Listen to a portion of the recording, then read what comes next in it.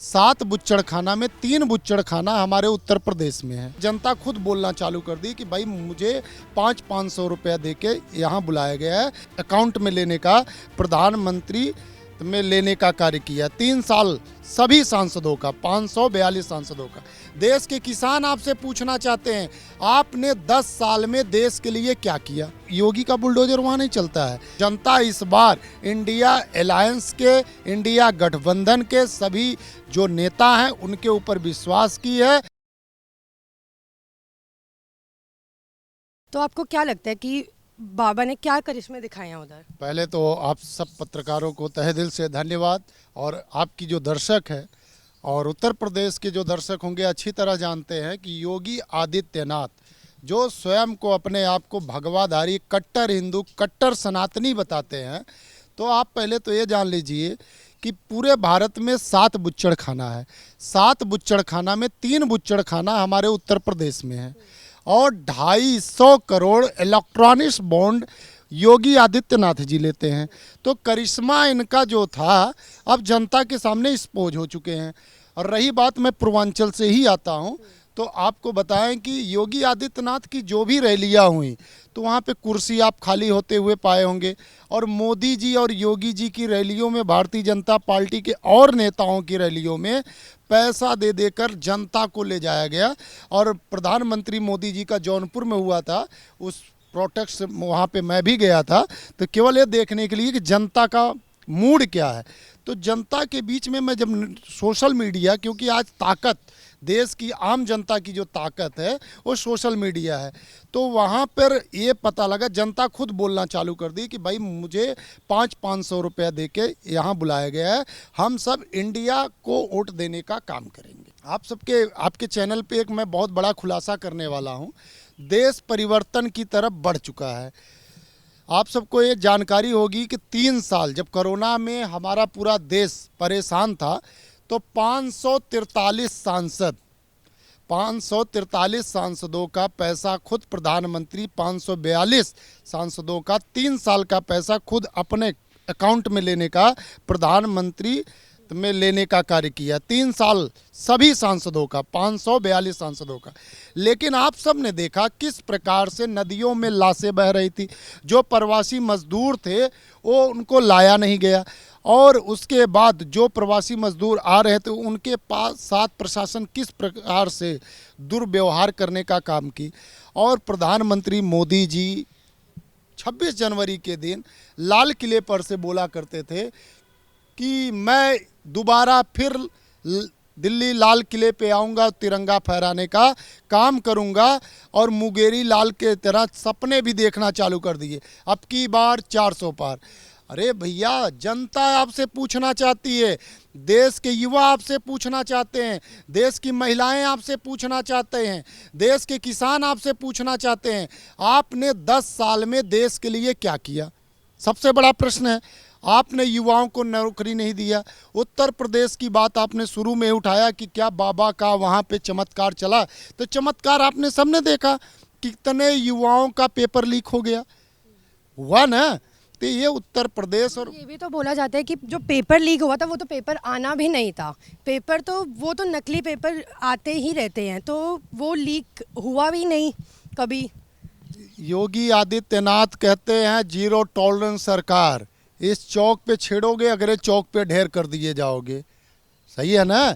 तो भारतीय जनता पार्टी में इतने भ्रष्ट नेता भरे पड़े हैं, कई उत्तर प्रदेश से ही आते हैं। अभी कानपुर की एक घटना बहुत पहले, 2-3 महीना पहले आई थी। भट्ठा मालिक ने नाबालिग लड़की के साथ दुर्व्यवहार कराया, और उसके बाद उसके माँ बाप को भी मार डाले, बच्ची का भी मार डाले। तो योगी का बुलडोजर वहाँ नहीं चलता है। तो इस बार देखिए साफ है, उत्तर प्रदेश क्या पूरे भारत से भारतीय जनता पार्टी का विश्वास जनता के बीच से टूटा है, और जनता इस बार इंडिया अलायंस के, इंडिया गठबंधन के सभी जो नेता हैं उनके ऊपर विश्वास की है, और इस बार परिवर्तन पक्का है। दुर्व्यवहार तो स्वाति मालीवाल के साथ भी हुआ था, आपको ये पता होगा कि जो क्या हुआ, तो उस पर क्या लगता है कि वो क्या था? देखिए, आप सब जो पत्रकार हैं, अभी एग्जिट पोल की बात करते हैं, आप अडानी अंबानी के हमारे हिसाब से 150-200 तो चैनल होंगे, ठीक है। तो 150-200 चैनलों पे अभी कन्याकुमारी मोदी जी गए हैं। साउथ में भारतीय जनता पार्टी का वहाँ पे कोई लहर नहीं है, वहाँ कोई इनको जानता भी नहीं है, वहाँ से भगा दिए गए। अब कर्नाटका में थे तो किस प्रकार से भगाया गया।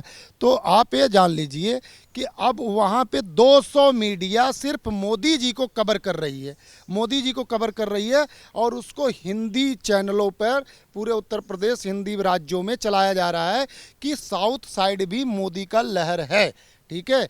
अब लहरें नहीं रह गई हैं, इनका जुमला जो था जनता के बीच में आ गया है। अब जनता विकास चाहती है, जनता नौकरी चाहती है, जनता हॉस्पिटल में दवाई चाहती है, और किसान अपने फसल का मूल्य चाहता है, मिलता ही नहीं है। लेकिन अभी तो मैंने आपसे ये पूछा कि स्वाति मालीवाल का आपने बोला कि लड़कियों के साथ दुर्व्यवहार हुआ उधर, तो स्वाति मालीवाल के साथ भी तो हुआ था ना। देखिए, आप वही प्रश्न बार बार करेंगे, ठीक है। अभी इसके बारे में हमें जानकारी नहीं है, तो मैं अधूरी जानकारी चैनल पे नहीं दूंगा। मोदी की तरह नहीं बोल दूंगा कि पहलवानों के साथ मैं फ़ोटो खिंचवाता हूँ, मेरी बेटी हैं, जब न्याय मांगेंगी तो मैं न्याय नहीं दूंगा। तो ऐसी बहुत सारी घटनाएं घटती हैं हमारे देश में। आप ध्यान लगाने की बात कर रहे हैं, जब मणिपुर जल रहा था आप 35 सेकंड बोल के भागने का काम करते हैं। देश के प्रधानमंत्री थे, 140 करोड़ जनता के आप प्रधानमंत्री थे, तो आप मणिपुर पे ध्यान नहीं लगाए। तब आप अमेरिका ध्यान लगाते हैं, सऊदीया ध्यान लगाते हैं, आप इन देशों में चले जाते हैं ध्यान लगाने के लिए। जब आपको चुनाव जीतना होता है तो प्रचार के लिए आपके पास ढेर सारा समय हो जाता है, और जब देश को गुमराह करना होता है तो आप धर्म का आड़ ले लेते हैं, धर्म का चोला पहनने का काम करते हैं। तो आप ये भी जान लीजिए कि धर्म बहुत निष्पक्ष होता है, और धर्म आज कांग्रेस पार्टी राहुल गांधी जी के साथ है, और राहुल गांधी जी के साथ आज पूरा देश खड़ा है। और ये एग्जिट पोल पे जिस प्रकार से आम जनता को नेशनल मीडिया के माध्यम से डराया जा रहा है कि एनडीए की प्रचंड बहुमत से जीत होने वाली है, तो आप सब घबराइए मत। कल 4 जून है, कल आपके सामने रिजल्ट निकलेगा और आप सब देखेंगे कि इंडिया सरकार बनाने जा रही है।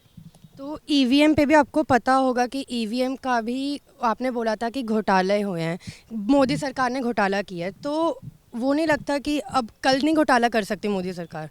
देखिए, आप विधानसभा का चुनाव देख लीजिए तो आपको पता होगा किस प्रकार से राजस्थान हुआ, ठीक है। 5 राज्यों में चुनाव हुआ था, तो उस समय भी ईवीएम का हुआ था। तो मैं पूर्वांचल से ही आता हूं, तो मुगरा बादशाहपुर से ट्रक में भरकर ईवीएम जो वोटिंग नहीं हुआ था उसको ले जाया जा रहा था। जौनपुर में इंडिया अलायंस के नेताओं ने ईवीएम को जब पकड़ा तो वहां डीएम साहब आते हैं और बताते हैं कि इसको सुरक्षा के तौर पे दूसरी स्टेट में भेजा जा रहा था।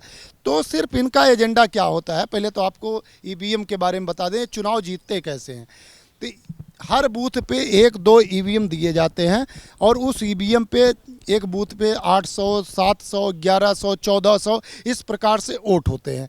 तो उसमें से अगर 1500 वोट है मान लीजिए एग्जाम्पल के तौर पे, तो 800 वोट पड़ते हैं।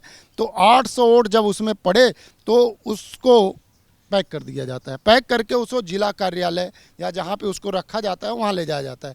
तो ये भारतीय जनता पार्टी काम क्या करती है, खाली ईवीएम को वहाँ पे रख देती है, और जो ईवीएम पे वोट पड़े हैं, जैसे इंडिया गठबंधन को इस बूथ पे वोट पड़े हैं, ये सबको पता है कि जाति धर्म के नाम पे ये नाप तौल करने का काम करते हैं।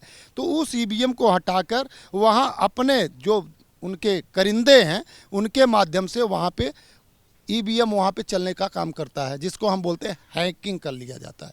तो आज भारतीय जनता पार्टी के पास सत्ता है, ताकत है, उसका दुरुपयोग उठा रही है, लेकिन कल 4 जून के बाद इनकी ये ताकत जनता छीन लेगी। जय हिंद। तो ये थी कुलदीप जी की राय। बाकी और खबरों के लिए जुड़े रहिए सौगंध टीवी के साथ। आप देख रहे हैं सौगंध टीवी, सौगंध वतन की।